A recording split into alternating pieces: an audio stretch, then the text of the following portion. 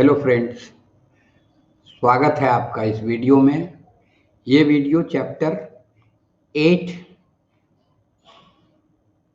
Pitman shorthand instructor की किताब की है। चैप्टर 8 में है stroke S and G. Stroke S and G, इसके पहले वाला चैप्टर में, चैप्टर 7 में हम लोगों ने पढ़ा सर्किल एस एंड जी। तो सर्किल कहाँ लगेगा, कहाँ स्ट्रोक लगेगा एस और जी के प्रोनाउंसिएशन के लिए, उसी के लिए ये दोनों चैप्टर बना हुआ है। और चलिए इसके बाद आगे बढ़ते हैं, हम लोग स्क्रीन शेयर करते हैं और दोनों के बीच का फर्क बतलाते हैं।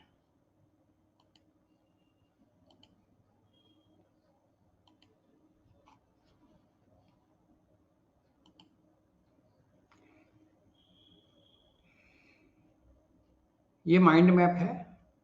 इसमें आप रिलेटिवली एक दूसरे चैप्टर का क्या आपस में संबंध है, इंटरसी रिलेशनशिप क्या है उनके बीच में, इसकी स्पष्टता मिलती है।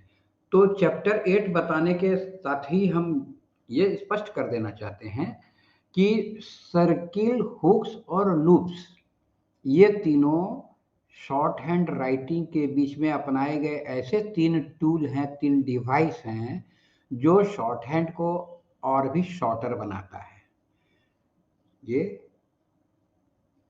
डिजाइनिंग इसकी ऐसी है कि वो नॉर्मल स्पीड में, जो लॉन्ग हैंड में हम लोग 15, 20, 25 वर्ड्स लिख पाते हैं 1 मिनट में, उसकी बजाय शॉर्ट हैंड सीख लेने से 40, तो मिनिमम 40 से शुरू ही होता है और ये 80, 90, 100, 150, 200, 250 वर्ड्स तक जा सकता है।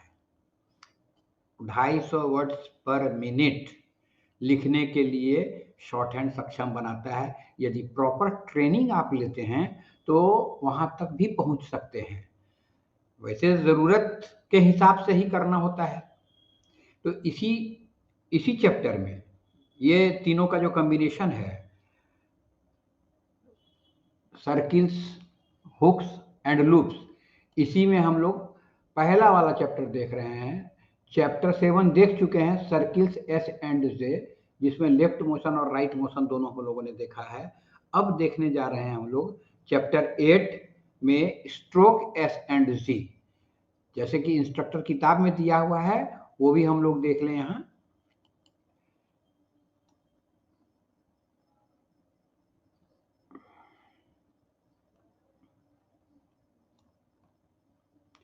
ये है,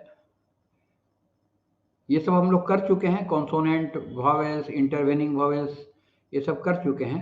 फ्रेजोग्राफी किया। फ्रेजोग्राफी में तो खैर ये बहुत ही बड़ा सब्जेक्ट है, इसलिए इसके लिए तो अलग से और भी वीडियो बनाने होंगे। इसके बाद सर्किल एस एंड जी हम लोगों ने देखा। इसके सटे ही फिर है stroke S and G. Stroke S and G, फिर उसके बाद आ जाएगा आपको बड़ा वाला सर्किल, वो भी इसी के साथ का ही चीज है। फिर लूप्स आएगा। लूप्स का में 1, 2, 3, 4 चैप्टर्स हैं। उसके बाद आ जाएगा हुक। तो हम लोग फिलहाल 8वां देखें। 8वें का क्या पोजीशन है, चैप्टर 8।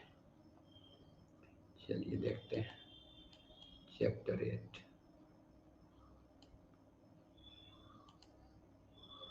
फ्रेजोग्राफी, ये चैप्टर 7 और ये चैप्टर 8। इसके विभिन्न पहलुओं को हम लोग देख चुके हैं। सर्कल वाला जब देख रहे थे तो उसमें देख चुके हैं, इसलिए इसमें ये कोई लंबा चौड़ा चैप्टर नहीं है। स्ट्रोक कहाँ प्रयोग में आएगा और कहाँ इसका सर्किल से काम चलेगा, इसी चीज को हम लोग को समझना है। इस चीज को देखने के लिए यहाँ रूल 47 में, चलिए ये किताब तो आप लोग सबके पास है ही है, बस एक ही पेज में है जो दिया हुआ है। इसको थोड़ा विस्तार से हम डिटेल में चर्चा कर देते हैं। सर्किल एस एंड जी और stroke S and G lesson 7 में दोनों को एक ही साथ कर दिया गया है। तो ये पिछली दफा भी हम लोग देख चुके हैं पिछले चैप्टर में, उसका आगे वाला पोर्शन जो आज देखने का है चैप्टर 8 के अंदर, वो यहाँ से है, stroke S and G. General rule जो है इस संबंध में ये ध्यान देने की है कि इनिशियल या फाइनल वोवेल साउंड जहां भी रहेगा, माने किसी वर्ड के शुरुआत, उसकी शुरुआत ही होती है वोवेल से और अंत भी होता है वोवेल साउंड से, तो वहां पर सर्किल का प्रयोग नहीं होके स्ट्रोक का प्रयोग करना पड़ेगा। क्यों? इसीलिए कि सर्किल के अंदर ये व्यवस्था नहीं रहती है कि first place, second place, third place किधर होगा, लेकिन स्ट्रोक में व्यवस्था होती है, जैसा कि आप जानते हैं। तो वॉवेल लगाने के लिए वहां स्ट्रोक की जरूरत पड़ती ही पड़ती है, ये कॉमन रूल हुआ। यहां उसको खोल के भी लिखा गया है फिर कि when a word begins with a vowel there must be a stroke consequent to stroke consonant to provide a place for that vowel। वही बात है। आस्क है तो यहाँ आ से शुरू हो रहा है, ये वॉवेल साउंड है, तो यहाँ सर्किल से काम नहीं चलेगा। लेकिन सैक में उसी के जगह में, उसी जोड़े में देखिए कि सैक में चूंकि एस से ही शुरू हो रहा है साउंड, इसलिए सैक आराम से लिखा गया, वैसे ये एस। लेकिन जब सैप लिखेंगे तो फिर वहां स्ट्रोक पूरा देने की जरूरत नहीं है, आराम से निकल जाएगा। एसिड, इसमें फिर वॉवेल आ गया पहले, इसके जगह में देखिए सैड में नहीं लगेगा लेकिन एसिड में लगेगा, क्योंकि उसके शुरू में वो वर्ड वॉवेल से शुरू हो रहा है। ठीक इसी तरह से when a word ends with a vowel there must be a stroke consonant to provide a place for the vowel sign, thus let's see, वही बात है। बट लॉस, ये शुरुआत की बात है, ये अंत की बात है। जब किसी वॉवेल, किसी वर्ड का अंत में कोई वॉवेल हो, वॉवेल से वो एंड कर रहा हो, वहां पर लगाना पड़ेगा। लॉस में वॉवेल लास्ट में नहीं है, सब पर खत्म हो जाता है, तो इसमें नहीं लगाना पड़ा, स्ट्रोक नहीं लगाना पड़ा, सर्किल से काम चल गया। लेकिन लेसी में लगाना पड़ा, इसलिए कि लेसी में लास्ट में वॉवेल साउंड है ई, उस ई के लिए थर्ड प्लेस का वॉवेल है, उस ई के कारण यहाँ थर्ड प्लेस का स्ट्रोक लगाना पड़ा। बिजी बट बॉस, सेम उदाहरण है उसी तरीके का। रोजी बट रोज, ये वॉवेल साउंड से जो एंड होगा वहां पर आपको सर्किल से काम नहीं चलेगा, बल्कि आपको पूरा देना पड़ेगा।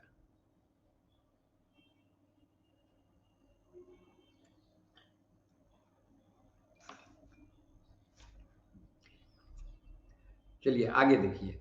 The stroke S is written when initially S is followed by a triphone. अगर ट्राइफोन आ जाता है, ट्राइफोन माने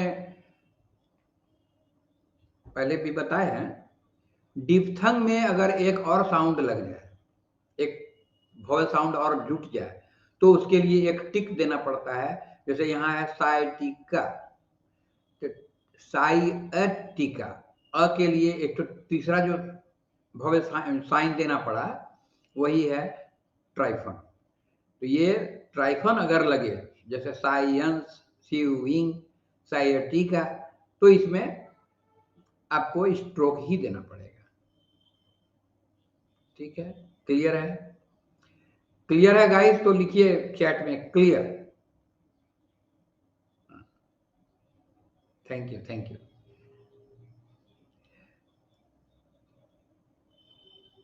थोड़ा आगे बढ़ते हैं। जब कोई वर्ड दो एस से आगे बढ़ रहा हो, उसमें दो एस का साउंड आ रहा हो, वैसे पोजीशन में क्या करना पड़ता है कि पहला वाला एस जो है उसको स्ट्रोक से लिख लिया जाता है और सेकंड वाला स्ट्रोक को सर्किल उसके बदले लिख लिया जाता है। जैसे उदाहरण दिया हुआ है सॉसर, तो यहाँ भी सौ है, यहाँ सर्किल में भी सौ का प्रयोग हुआ है, यानी एक सौ तो ये खड़ा वाला हो गया स्ट्रोक, दूसरा सर्किल सॉसर, सोसाइटी, सीजन, दो दो सौ है, लेकिन एक सौ के लिए स्ट्रोक यूज किया गया, दूसरे सौ के लिए सर्किल यूज किया गया है इन सम वर्ड्स। लेकिन कुछ वर्ड्स ऐसे होते हैं जैसे सीन्यूअस, जब जहां की फाइनल ओ यू एस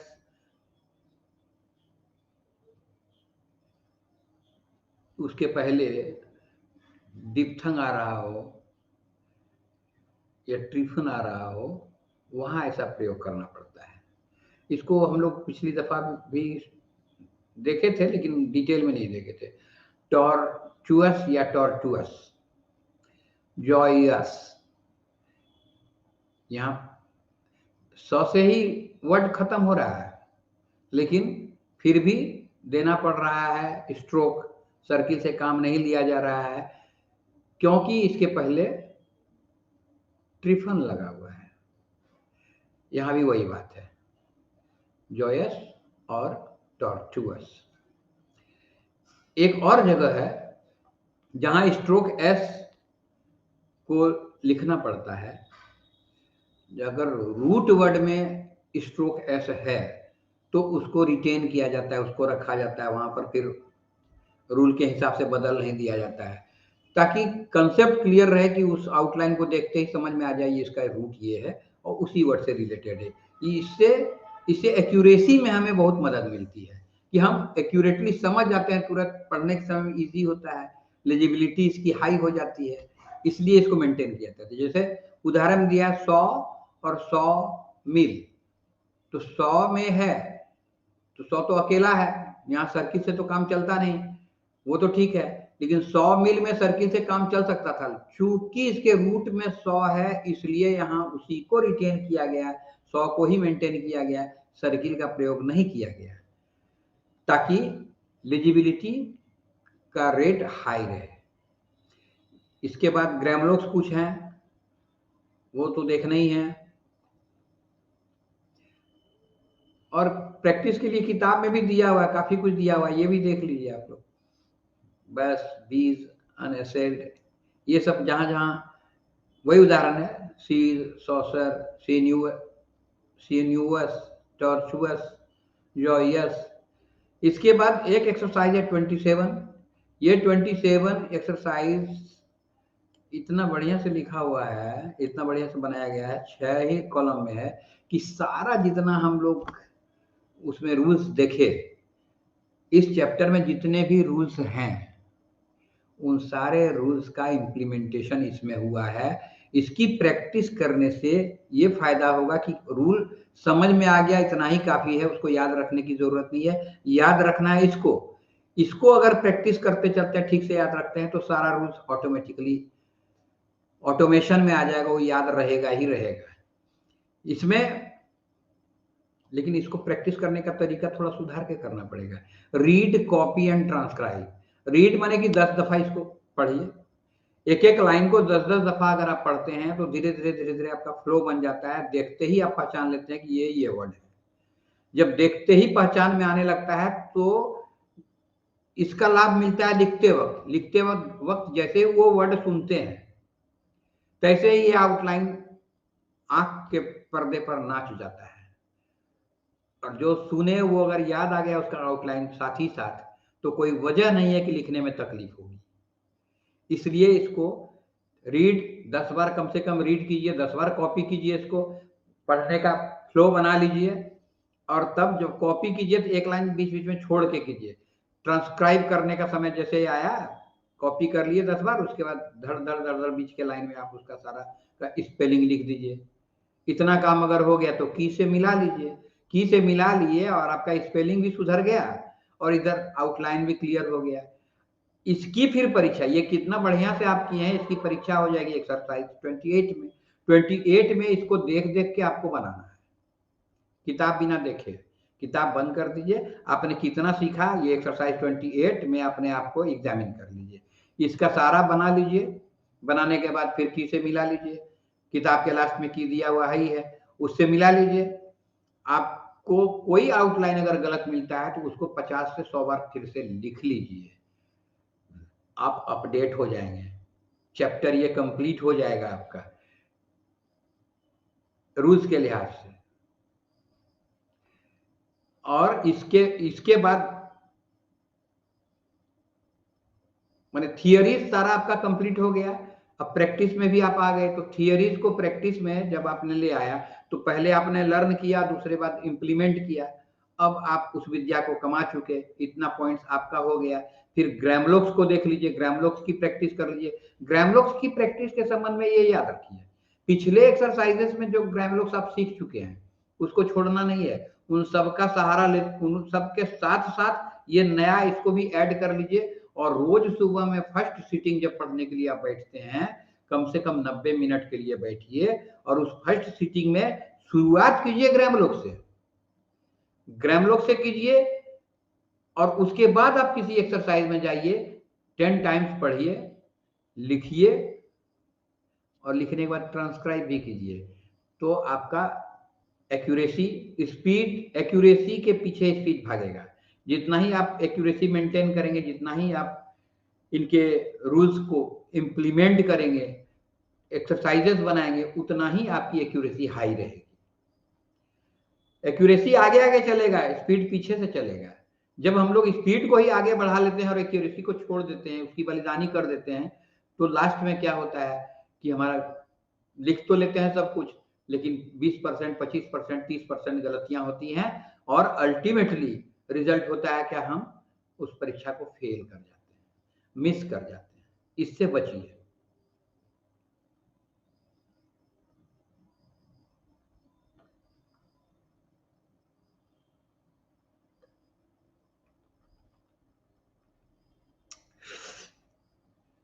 चलिए आगे बढ़ते हैं। इसमें अब ये वर्ड्स वाले तो 2 सेक्शन पार हो गए, उसमें सारा रूल्स, थियोरीज सब समझ लिए।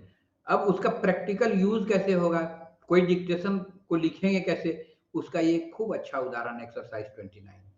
एक्सरसाइज 29 को आप पहले तो फ्लो बना लीजिए। इसको, इसमें जितना ही अच्छा स्पीड में आप पढ़ पाएंगे, मान लीजिए कि इसको 100 वर्ड्स पर मिनट के स्पीड में आप पढ़ लेते हैं धीरे धीरे फ्लो बनाते बनाते, तो आप 50 वर्ड्स पर मिनट में लिखने के योग्य हो जाते हैं। आधा चलता है। अगर आप सही ढंग से 100 वर्ड्स पर मिनट पढ़ लेते हैं, उससे और ज्यादा स्पीड में लिखना है, 50 के बदले अगर 80 वर्ड्स पर मिनट में लिखना है, तो इसमें इसको पढ़ने का स्पीड अपना बढ़ा लीजिए, 160 वर्ड्स पर मिनट में पढ़िए।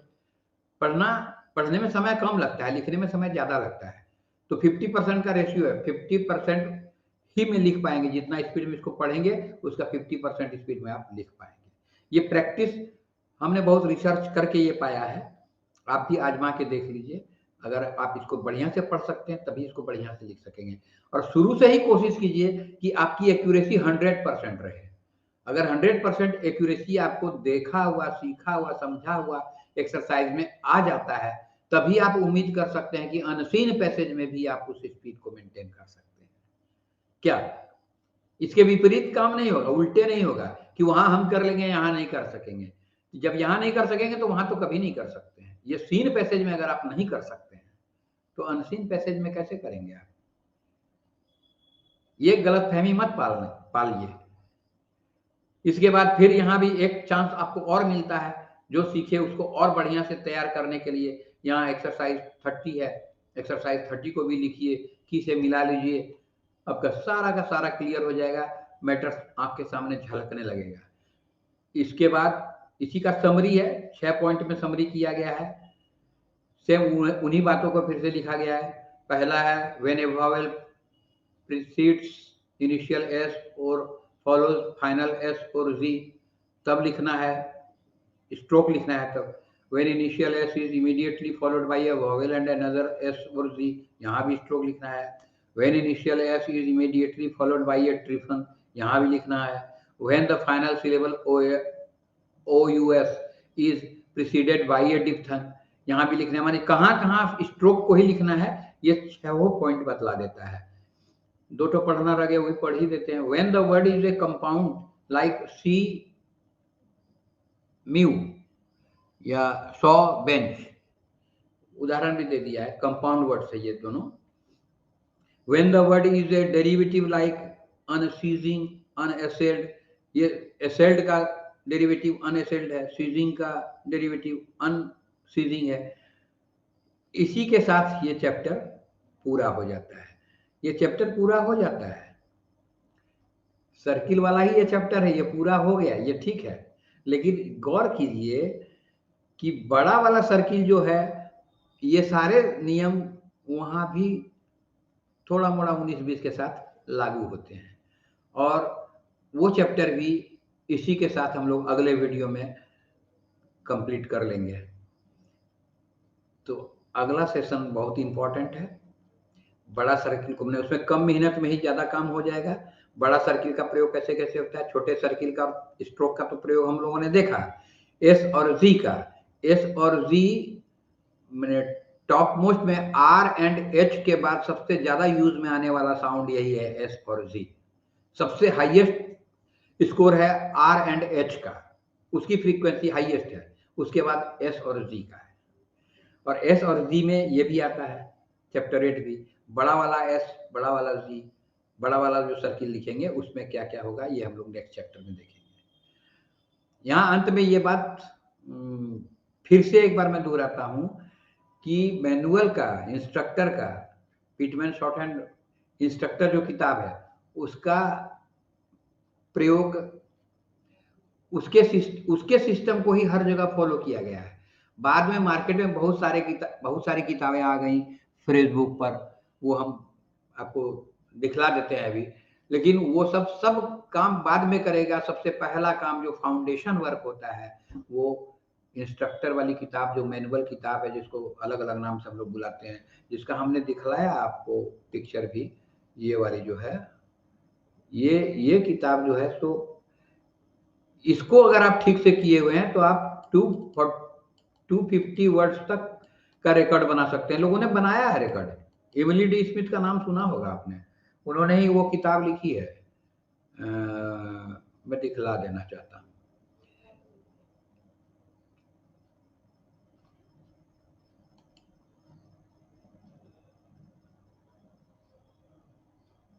ये किताब है, यही किताब है।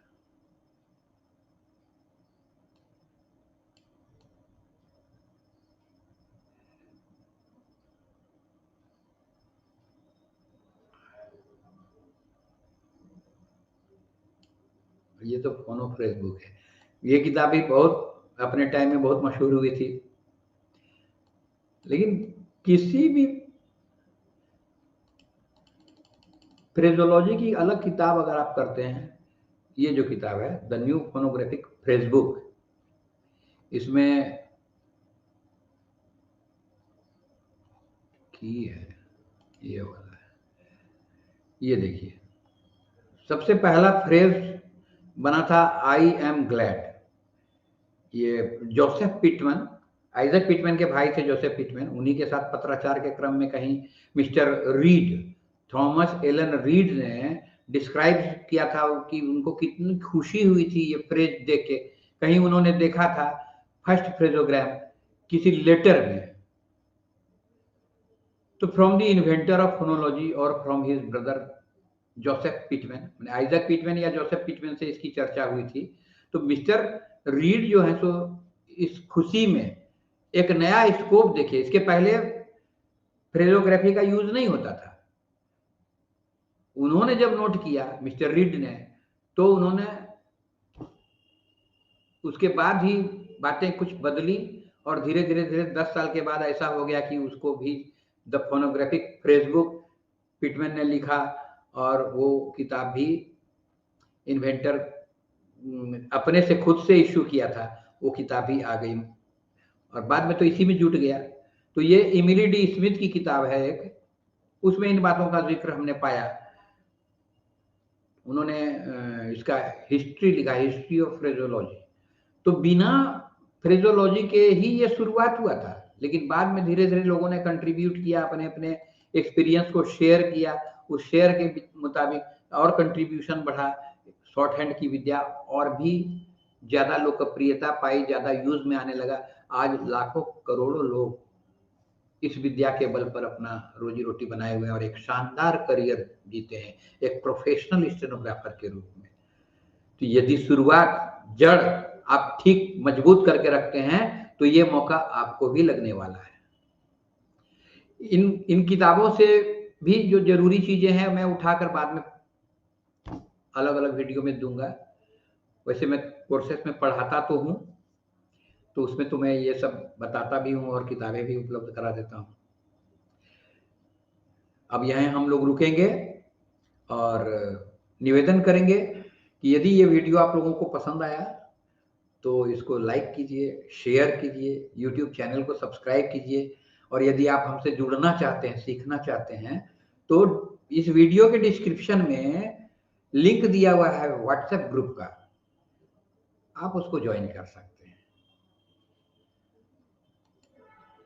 आप वीडियो के लिंक में दिए हुए व्हाट्सएप ग्रुप के लिंक को क्लिक कीजिए, वहाँ के जरिए आप आराम से हमारे साथ जुड़ सकते हैं और फिर हम लोग लाइव एक दूसरे का सपोर्ट करेंगे, सीखेंगे, सिखाएंगे।